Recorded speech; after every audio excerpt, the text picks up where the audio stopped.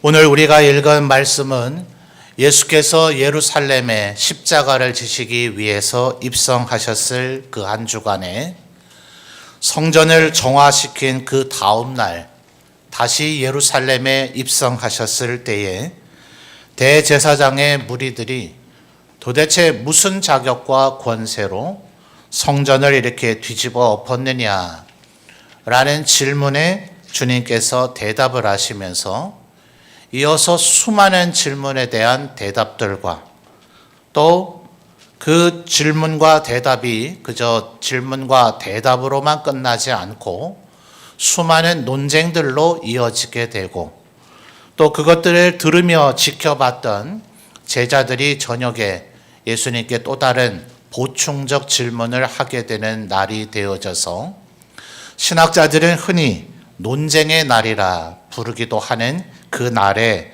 벌어진 일을 기록하고 있는 말씀입니다. 오늘 우리가 읽었던 이 45절의 말씀은 예수님께서 아직 십자가를 지시기도 전이신데 하나님과 근본 본체이신 분이신지라 십자가를 지시고 3일 만에 부활하셨다가 또 아버지께로 되돌아가 승천하신 후 다시 오실 재림에 대해서 이야기를 하고 있는 것입니다. 45절 한 절 말씀이 바로 예수님의 그 재림을 준비하며 살아야 되는 우리들이 어떠한 마음가짐과 자세를 가지고 살아야 하는가를 너무나 명쾌하게 말씀해 주고 있는데요. 그 전에 우리가 알아야 할 것은 그것이 언제인가 하는 것을 우리는 알 수가 없다 하는 겁니다. 36절에 보시면 예수님께서 그런 얘기를 말씀하시죠.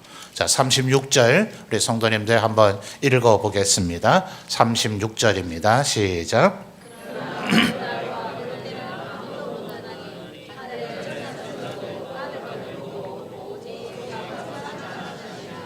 아멘. 오직 누구만 아셔요? 아버지만 아십니다. 다시 오실 분은 아들, 바로 성자 예수 그리스도이신데 오실 그분조차도 모른다 하는 거예요. 그러니까 어떤 이는 말하기를 어떻게 삼위일체신데 성부께서는 아시는데 성자가 모르실 수 있느냐 이렇게까지 이야기를 하는데요. 이것은 우리에게 그 날이 언제인가를 알려고 하지 말라라는 그런 의미입니다. 이 일과 관련해서 지난 2000년 동안 얼마나 많은 이단들이 출현했으며 특별히 우리나라도 얼마나 많은 홍역을 치렀습니까? 한때 예수께서 재림하실 날이 알려졌다 이래서 다가올 미래를 준비한다 하는 다미 선교회 기억하십니까? 예수께서 재림하실 날이 다 되었다 하면서 얼마나 사회적으로 물의를 일으켰어요. 맞습니까? 틀립니까? 틀리죠. 지금 36절 말씀을 우리 성도님들이 반드시 기억해야 될 것은 오실 이가 성자 예수 그리스도신데 그 성자인 아들도 모르고 오직 성부 하나님 아버지만 아신다. 그 누구도 알 수가 없어요. 안다 그러면 무조건 점검하고 따지고 물어보고 분석해 볼 필요가 없이 이단인 겁니다. 다미 선교회만 그랬던 것이 아니라 지금 이 대한민국 안에는 자칭 재림 예수가 이제는 몇 명인지 집계내는 것이 불가능할 정도예요. 여러분 무조건 어디에 예수께서 다시 오셨는데 너는 몰랐단 말이냐? 어서 늦기 전에 나하고 함께 가보고자 하거들랑 듣지도 말고 따지지도 말고 묻지도 말고 무조건 이단입니다. 예수님께서 처음 오실 때야 아느니까 거의 없었죠. 동방에서 소위 페르시아라고 보죠. 박사라고 우리 성경에는 표현이 되어 있습니다만 정확한 의미로는 점성술사 내지는 천문학자인 그들이 별을 관측하다가 유대인의 왕으로 나시니가 계심을 알고 와서 예물을 드리고 영접하기는 했습니다. 또 들판에서 양을 치던 목자들이 천사의 고지를 듣고 예수께서 탄생하셨음을 알고 와서 경배하기는 했지만 다수의 사람들, 절대 다수의 사람은 성자 예수 그리스도께서 이 땅에 탄생하셨다는 사실을 아예 몰랐습니다. 그러나 이 예수님께서 다시 오실 때는 어떻습니까? 하늘의 천사장의 나팔 소리가 울려 퍼져서 온 인류도 그 누구도 단 한 명도 그가 예수 그리스도를 믿었던 안 믿었던 상관없이 그 누구도 모를 이가 없도록 다시 오신다고 성경은 여러 곳에서 우리에게 알려주고 있어요. 그러니 무슨 대단한 비밀과 지식을 알고 있는 것처럼 그분이 오셨는데 몰랐단 말이냐 하거든 묻지도 따지지도 말고 뭐라고요? 이단이다 하는 것을 여러분 꼭 기억하셔야 됩니다. 부디 모쪼록 바라기는 우리 점천제일교회 성도들 가운데 이런 어처구니 없는 이단에 빠져드는 이가 단 한 명도 없기를 주님의 이름으로 축원합니다. 어쩌면 우리 성도님들 가운데는 왜 이 일을 이토록 비밀에 붙여두셔서 우리로 하여금 이렇게 미혹의 가능성이 있도록 만드셨는가? 차라리 우리에게 그 날을 아예 공개해 주시면 더 좋지 않는가? 이런 생각을 하는 분들이 계시려는지 모르겠어요. 그러면 과연 우리가 그날을 잘 준비할까요? 코로나가 지금 거의 다 끝나갔다 싶으니 가을부터 이 겨울까지 여러분도 모임이 참 많으시죠? 마치 3년 동안 미뤄왔던 모임을 다 이번에 하려는 듯이 뭔 모임들이 그렇게 많은지 아마도 여러분들 어지간한 분들은 전부 다 단톡창 하나쯤은 다 갖고 계실 겁니다. 거기에서 내가 스케줄이 요즘 많으니 그냥 임박해서 얘기하면 안 되니까 최소한 2주, 3주 전쯤에 날짜, 시간, 장소를 정해줘야 된다. 안 그러면 내 못 간다. 이런 분들 꼭 계시죠? 그래서 아마 몇 주 전부터 날짜와 시간과 장소를 정해서 공지를 해줄 겁니다. 또 세월이 너무 많이 떨어져 있으니 임박해서 2번, 3번 아마 그 모임을 주도해 가는 분들이 다시 공지도 해줄 거예요. 다 제때 제 시간에 모이던가요? 보면 꼭 그날을 깜빡 잊었다고 아예 못 오는 분, 또 늦게 오는 분 있어요, 없어요? 있습니다. 알려준다고 해서 그게 잘 준비되어지는 게 아니더라 하는 거예요. 유대인들의 지혜를 담고 있는 탈무드라고 하는 책에 이와 비슷한 관련된 예화가 있습니다. 옛날에 사람들이 배를 타고 다닐 때에는 아직 증기기관이 발명되어지기 전에는 그 거대한 배를 사람의 노로 움직인다는 건 불가능에 가깝죠. 그래서 바람의 힘을 이용한 돛을 단 거대한 배들이 출현하고 또 바다의 해류를 따라 움직이게 됩니다. 소위 대항해 시대가 열려지게 되는데 그렇게 될 때야 아주 바다를 많이 다녀봤던 노련한 항해사들이 일정이 얼마나 걸리기 때문에 사람이 얼마니 먹을 것 마실 것 얼마나 준비해야 되겠다. 배에다 다 싣고 가죠. 그러나 바닷길이라는 것이 언제나 내 뜻대로만 됩니까? 예측하지 못할 풍랑과 여러 가지 현상들이 벌어지니 때때로 바다에서 표류하게 되기도 하고 목적지에 도달하기도 전에 물과 양식이 다 떨어지는 일들이 빈번하게 벌어집니다. 탈무드에는 이와 관련된 하나의 인간 군상들을 알게 만드는 하나의 예화가 있어요. 저희 물과 먹을 것이 다 떨어져 버린 배가 지나가다 보니 누가 보더라도 식수와 과일 그리고 먹을 것이 너무나 풍부한 섬을 하나 발견하게 됩니다. 자, 거기가 최종 목적지는 아니니 거기에 이제 잠시 들려서 물과 먹을 것을 이제 충전하고 가야 되겠기에 선장이 이제 고지를 합니다.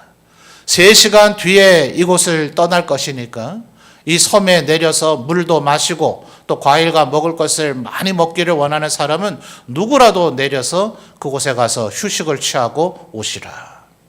사람들이 5가지 부류로 나눠진다는 거예요. 어떤 사람은 혹시라도 내가 그 섬에 있다가 배에 다시 못 타면 어떡하지 싶어서 아예 배에 안 내리는 사람들. 그러니까 뭐 배를 놓칠 위험은 없어서 안전하긴 하겠지만 여전히 굶주림과 목마름 가운데 다른 사람들이 물도 마시고 먹을 것 먹는 그 광경을 부럽게 쳐다만 보는 거죠.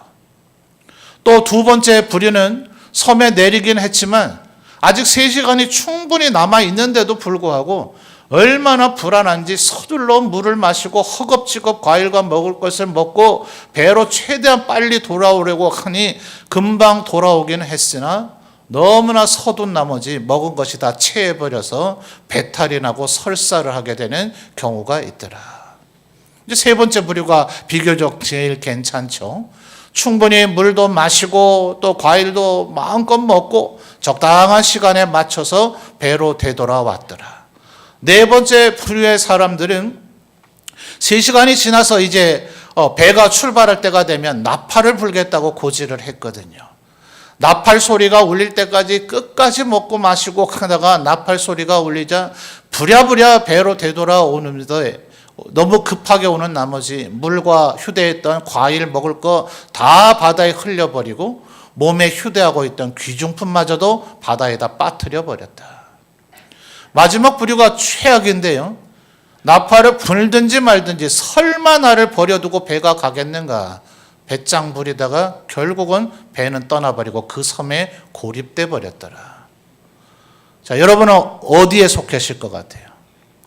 분명히 우리 모두는 이 5 부류 가운데 속해져 있습니다. 우리의 생각에는 이렇게 다 알려만 준다면 적당히 먹고 마시다가 3시간 되기 전에 적당한 시간에 와서 그 배로 되돌아올 것 같지만 의외로 사람들의 성향, 솔직한 당신의 성향은 어떤 성향이냐라고 조사를 해보면 3번째 부류가 제일 적게 나오더라는 거예요. 사람은 미리 알려준다고 해서 준비되는 게 아닙니다. 그러니 지금 36절에서 주님이 뭐라고 얘기하셨다고요? 나조차도 모르니 그날이 언제인가는 알려고 하지 말고 준비해라. 그럼 도대체 어떻게 준비해야 될 것인가? 42절에 한 가지 명제가 나오죠. 자, 42절 우리 성도님들 읽어주실까요? 시작.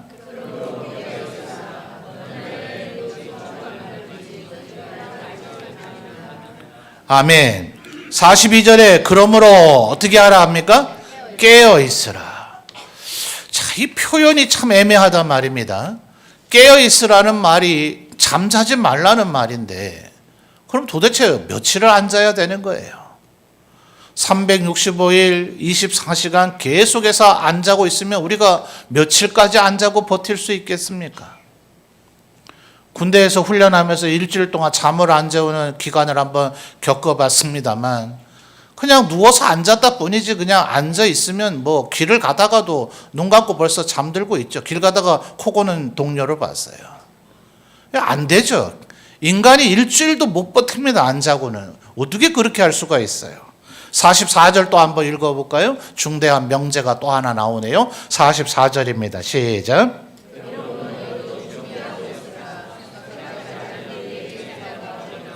아멘. 자, 44절에는 어떤 명제가 나옵니까? 이러므로 너희도 뭐 하라고요? 준비하고 있으라. 도대체 뭘 얼마나 어떻게까지 준비하란 얘기일까요? 그래서 42절과 44절만 바라보고 있는 성도들은 종종 그냥 자포자기 해버립니다. 조금은 그래도 이대로 한번 해보려고 그래 예수님 다시 오시는 그날을 준비해야지 라는 생각을 갖고 깨어 있으려고 해보고 준비하고 있으려고 해보지만 요 2절에 나타난 요 명제만으로는 요것이 뭘 의미하는지 또 문자 그대로만 하려고 하니 하다가 결국은 지쳐서 나도 모르는 새에 이 말씀을 잊어버리고 포기해버리는 경우가 많더라 하는 거죠. 그래서 주님께서는 바로 이런 모든 상황들을 종합해서 최종 결론적으로 말씀하신 것이 오늘 45절의 말씀입니다. 자, 제가 아까 봉독해 드렸습니다만 우리 성도님들이 다시 한번 또박또박 한 단어 한 단어 생각하면서 한번 읽어볼까요? 45절입니다. 시작.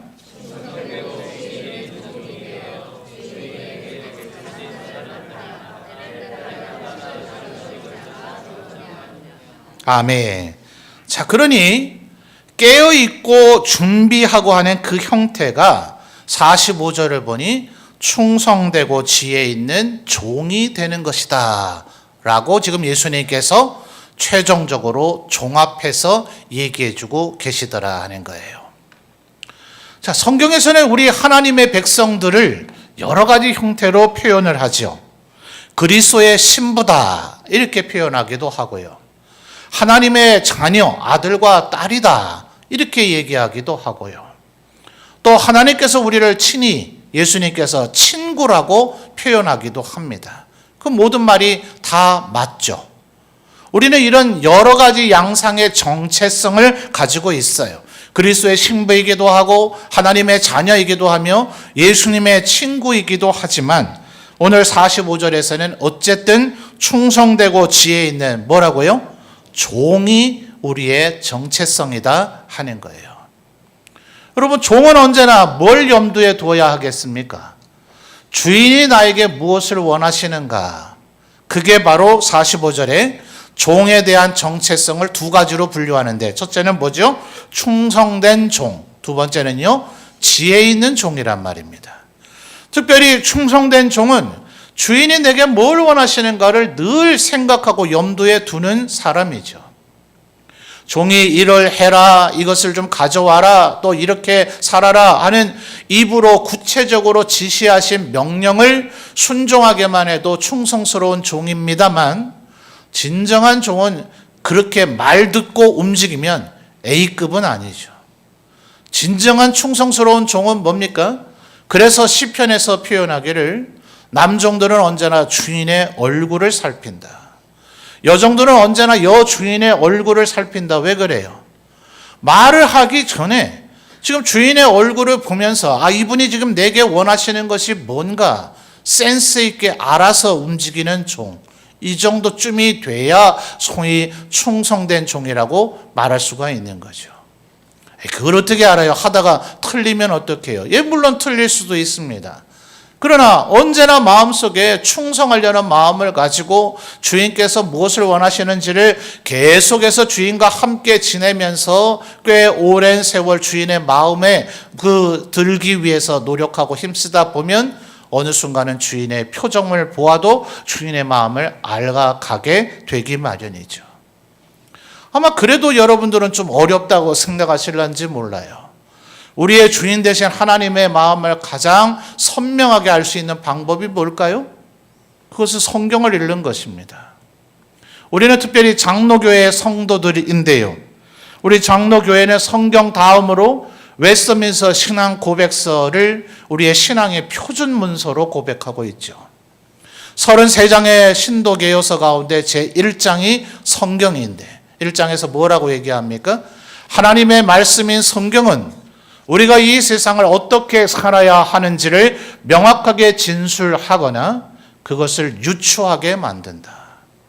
그러니까 하나님의 말씀을 부지런히 읽다 보면 바로 시편에서 얘기하는 종들이 주인의 얼굴만 봐도 그분이 뭘 원하시는지 헤아려 알 수 있듯이 하나님의 말씀을 부지런히 읽는 자는 하나님께서 나에게 뭘 원하시는지를 알게 된다 하는 거예요.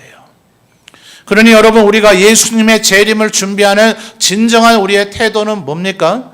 하나님의 말씀을 언제나 부지런히 읽고 묵상해서 하나님께서 오늘 또 혹은 다가오는 2024년에 내가 뭘 하기를 원하실까?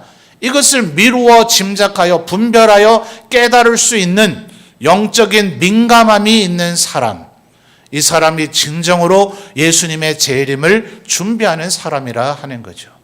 이런 사람은 예수님께서 언제 오시든 상관이 없는 거예요. 이걸 할 자신이 없고 이걸 못하는 사람들은 언제나 언제 오실까 전전긍긍, 그때 내가 잘 보여야 될 텐데 하겠지만 하루하루 하나님의 뜻을 분별하면서 하나님의 말씀을 통해서 하나님의 뜻을 깨닫고 분별하며 살아가는 충성스러운 종들은 그 하루하루가 바로 주님의 다시 오심을 준비하고 예비하는 삶이 될 것이다 하는 거죠. 자, 이 충성스러운 종이 해야 되는 일이 뭡니까? 45절을 다시 잘 보시면 충성되고 지혜 있는 종이 되어, 그 다음 뭐라 얘기하죠? 주인에게 그 집 사람들을 뭐예요? 맡아. 자, 그 집 사람들을 맡았다 하는 것은 일종의 사역이고 일인 거죠. 그러니 언제나 하나님의 사람들은 하나님께서 나에게 원하시는 일이 뭘까? 내가 예수님을 더 닮아가는 것, 또 내 가족, 친지, 혈육에게 예수 그리스도의 이름을 증거하는 것, 이 세상에서 빛으로 소금으로 살아가는 것, 또 그리스도의 몸된 교회의 일원들을 서로 도우며 섬기는 것, 우리 다 이미 알고 있는 내용입니다.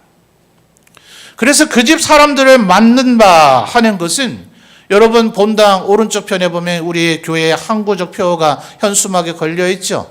자, 찬양대는 그쪽 보려면 목이 아프니까 주보 앞면 보시면 돼요. 주보 제일 앞면에 보면 우리 교회는 전도하며 제자되는 교회를 언제나 표방하고 있습니다. 자, 이렇게 되기 위해서 우리가 힘써야 될 게 뭡니까? 첫째, 말씀 읽는 저자. 둘째요, 기도하는 제자. 세 번째 뭡니까? 뭐라고요? 여러분이 큰 소리로요. 세 번째 뭐예요? 사역하는 제자. 바로 이 사람이, 말씀 읽고 기도하고 사역하는 이 사람이 예수님이 언제 오시든 두려울 것이 없는, 예수님이 언제 오시든 예수님을 영접하고 맞이할 준비가 되어 있는, 예수님이 언제 오시든 그분에게 착하고 충성된 종이라 칭찬받을 수 있는 그런 하나님의 종들이 될 것이다 하는 거예요. 그러니 여러분의 남아있는 생에 이제부터 한숨도 주무시지 말고 깨어있을 필요는 없습니다. 도대체 뭘 어떻게까지 준비하려고 해야 되는가 고민할 필요 없어요. 하나님의 말씀을 부지런히 읽고 묵상해서 그 말씀을 분별함으로 말미암아 하나님 우리의 주인의 뜻을 알아서 충성된 종이 되면 주님께 그날 칭찬을 받게 되어질 것입니다. 여러분 45절에 다시 한번 잘 보시면 충성스러운 종만 되는 게 아니죠. 어떤 종이 되어야 합니까? 지혜 있는 종이 되어야 돼요. 여러분 여기에서 우리가 44절에 얘기한 준비 태세가 어떤 것이어야 되는가를 얘기해 주고 있는 겁니다. 주인에게 그 집 사람들을 맡아, 그 다음 뭐라고요? 때를 따라 뭐 해야 됩니까? 양식을 나눠줄 자가 누구냐 이렇게 얘기하고 있는 거예요. 자, 이 양식은 뭐 우리로 생각하면 주 곡인 쌀이겠죠. 뭐 쌀이야 사실은 뭐 한 마리나 한 되로 나눠주기보다는 그냥 몇 가마니 1년 먹을 거 그냥 나눠줘 버리면 될 일 아닙니까? 근데 서양 사회의 개념에 이 나눠준다는 것은 그들은 밀과 보리를 주로 먹잖아요. 밀이나 밀가루 정도를 얘기하는 게 아니라 만들어진 빵을 배부하는 것을 보통 의미합니다. 왕들이 가난한 사람들을 향한 구제와 자비를 베푸는 그 형태로서 이 빵을 나눠주곤 하거든요. 다윗 왕의 일화에서도 또 유대 총독이었던 느헤미야의 일화에서도 나와 함께 밥을 먹었던 사람들의 하루에 먹어치운 그 양들이 얼마인가 이런 거 얘기하잖아요. 또 아비가일이라고 하는 그 남편 나발에게 갔을 때 우리들이 필요한 것을 달라 그럴 때 빵을 주고 또 뭐 건포도 뭉치를 주고 이런 것들이 거론이 되잖아요. 주로 빵을 나눠주는 것들을 지금 45절에 양식을 나눠준다는 개념이 표현하고 있는 것인데, 여러분 빵이라면 언제 만든 빵이 좋겠습니까? 일주일 전에 만든 빵 좋나요? 우리 지역에도 뭐 빵집들이 있잖아요. 아침에 갓 구운 빵을 사기 위해서 이른 아침에 오시는 분들이 그렇게 많다면서요. 이제는 뭐 집에서 밥만 드시는 게 아니라 빵을 드시는 분들도 꽤 많은 우리 사회가 되어져서 갓 구운 빵이 그렇게 맛있어서 그 시간을 맞춰서 빵을 구입하러 가는 분들이 많다예요. 그러니까 아마 하루에 그런 한때 빵을 구울 때를 따라서 나눠주는 것을 얘기하겠죠. 그러면 하루 종일 빵을 구울 필요가 있습니까? 없습니까? 하루 종일 양식을 나눠줄 필요가 있습니까? 없습니까? 없죠. 그래서 45절 하반절에 때를 따라 라는 표현이 있는 것입니다. 이것이 바로 지혜 있는 것이죠. 그래서 여러분, 우리들이 하나님 앞에 어떻게 살아가야 할 것인가? 전혀 휴식을 취하면 안 되느냐? 그렇지 않습니다. 우리는 인간입니다. 하나님께서 우리를 만드실 때 7일에 한 번은 쉬는 것이 좋게 여기셔서 안식일을 제정해 주셨을 정도입니다. 우리는 필연적으로 밤이 되면 잠을 자야 되는 자입니다. 그러니 우리에게 휴식이 죄가 아닙니다. 깨어있으라고 하는 이 말은 잠을 전혀 자지 말라는 말이 아니라 언제나 주님 오실 것을 준비하는 그 준비된 마음의 자세, 하나님의 말씀을 읽고 하나님이 원하시는 것이 무엇인가를 늘 분별하는 자세를 가지고 살아가라는 것이되, 동시에 지혜 있는 자가 되어야 한다고 이야기하고 있는 것이다 하는 것이죠.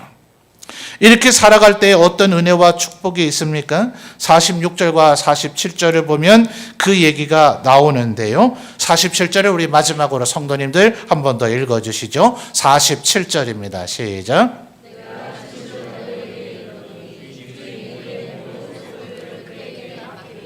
아멘. 45절을 보니 주인에게 그 집 사람들을 맡아. 이미 일부는 맡았었죠. 그리고 때를 따라 양식을 나눠준다. 이미 하나님께서 우리에게 양식을 맡겼습니다. 그런데 이 일을 충성스럽게 잘 감당한 자는 47절 하반절에 뭐라 했다고요? 그의 모든 소유를 그에게 맡기게 될 것이다. 여러분, 하나님께서 우리를 구원하시기 위해서 우리 사람들이 내 힘으로는 도무지 구원에 이르지 못했습니다. 율법의 의를 만족시켜 줄 수 있는 사람이 없었습니다. 하나님의 의에 도달할 수 있는 사람이 없었어요. 그래서 예수 그리스도께서 친히 우리를 대신해서 죽으시고 대속의 은혜를 베풀어 주시며 우리가 그 사실을 믿을 수 있도록 하나님이 은혜의 선물인 믿음을 우리에게 주셨습니다. 그러므로 구원은 오직 하나님의 은혜로 믿음으로 말미암아 받는 것이지 내 능력이나 내 실력이나 내 노력으로 되는 것은 아닙니다. 그러나 성경은 여러 곳에서 달란트 비유, 문화 비유 등을 통해서 하나님 앞에 우리가 충성하고 헌신해야 될 것을 이야기하고 있습니다. 그러니 사랑하는 성도 여러분, 예수님의 재림을 준비한다 하는 것은 바로 45절에 얘기하고 있는 바대로 충성되고 그리고 지혜 있는 종이 되어질 때 그날이 언제이든 우리는 주님 앞에 착하고 충성된 종이라 칭찬받게 될 것입니다. 특별히 오늘은 우리 각 기관의 전도의 총회를 하게 되는데요. 뭐 예수님께서 전도의 임원을 꼭 하라고 이 말씀을 하시기야 했겠습니까? 아마 전도의 임원들을 하려다 보면 조금은 그래도 동생들보다는 형님들, 언니들이 좀 하셔야 되지 않느냐, 이런 권유들을 받기도 할 것이고, 또 내가 몇 년째 임원을 했으니 난 너무 힘드니 올해는 좀 쉬게 해다오, 또 이런 표현을 하시는 분들도 계실 겁니다. 또 여러분의 삶의 환경이나 형편 때문에 도무지 그 일을 하지 못하실 그런 형편이 계신 분도 계실 거예요. 그러니 스스로 결단하십시오. 때를 따라 45절에 표현한 대로 때를 따라 양식을 나눠줄 자가 누구냐라고 주님이 찾고 계시는데, 오늘 여러분의 때가 어떠한 때인지는 여러분이 아시겠죠. 하나님께서 이 말씀을 주셨으니 이 말씀을 마음에 품고 나는 충성된 자인가, 나는 지혜 있는 자인가, 우리 성도들이 힘을 다해서 하나님의 교회 일들을 주인에게 그 집 사람들을 맡아 때를 따라 양식을 나눠줄 자가 누구냐, 이 말씀이 여러분의 마음에 역사되어지고 감동이 되어진다면 또 다가오는 2024년에도 하나님의 일에 더욱더 충성하고 헌신하시는 우리 성도님들이 되시기를 바랍니다. 오늘 우리의 충성과 헌신이 주님이 다시 오시는 그날이 언제이든 간에 바로 그날을 준비하는 삶이 될 것이다. 그러나 분명한 것은 주님은 우리에게 삶의 여력에 따라 또 우리의 삶의 형편을 따라 때를 따라 양식을 나눠줄 자가 누구냐라고 물으셨다는 사실이에요. 우리는 때로 휴식이 필요하기도 합니다. 또 서로 섬기기도 해야 합니다. 하나님께서 우리를 그리스도의 신부라 하시고 우리를 그분의 자녀, 아들과 딸이라 하시고 또 그분을 우리의 친구라고 하셨으니 우리도 때로는 누군가의 섬김을 받기도 해야 되겠지만 또 때로는 우리가 하나님의 종이 되어서 누군가를 섬기기도 해야 될 것이다. 그래서 서로 지혜롭게 하나가 되어서 협력함으로 오늘 또 전도의 총회도 은혜 가운데 이루어가면서 우리의 매일매일의 삶이 또 다가올 2024년의 삶이 예수님을 맞이할 준비를 하시며 살아가시는 우리 모든 성도들이 되시기를 바랍니다.